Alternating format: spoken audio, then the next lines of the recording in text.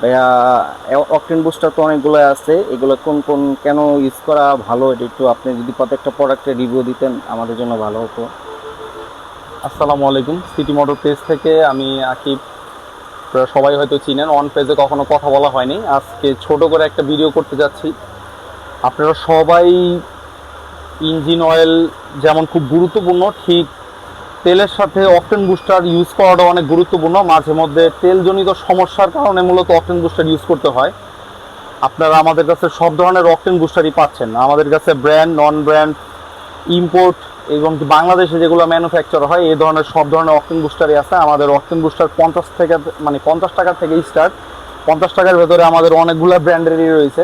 তাছাড়া এখানে ফ্লেমিঙ্গো আছে 120 টাকা দাম, গ্ল্যাডিটর আছে 120 টাকা, এনএক্সের 100 টাকা, হেরিকেন 100 টাকা, ব্লু ক্যাম এটাও খুব ভালো করেছে অকটেন বুস্টারটা 250 টাকা, যদিও বর্তমানে বাজারে আর পাওয়া যাচ্ছে না। প্রোডাক্টটা খুবই ভালো রেসপন্স আমরা পেয়েছিলাম।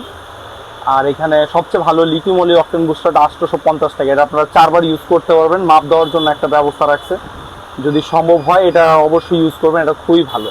আর অকটেন বুস্টার মূলত কেন ইউজ করবেন এই বিষয়টা হচ্ছে মেন।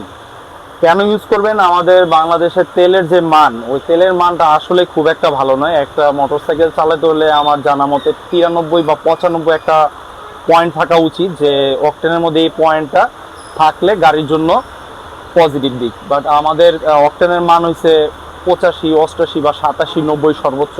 এতে হায়ার সিসি বাইকগুলো সবচেয়ে বেশি স্টার্টজনিত বা পারফরমেন্সজনিত সমস্যাগুলো হয়।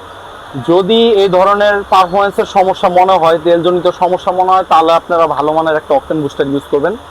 আর যারা ভালো জায়গা থেকে অকটেন নিচ্ছেন বা যারা মনে করেন যে তেলজনিত কোনো ঝামেলা নাই, তাহলে অকটেন বুস্টার ইউজ করার কোনো প্রয়োজনই নাই। শুধু বিক্রির স্বার্থের জন্য নয়, ভালো হবে যদি আপনার গাড়িতে প্রয়োজন হয় তাহলে আপনার ইউজ করবেন, এছাড়া অকটেন বুস্টার ইউজ করার কোনো মানে হয় না।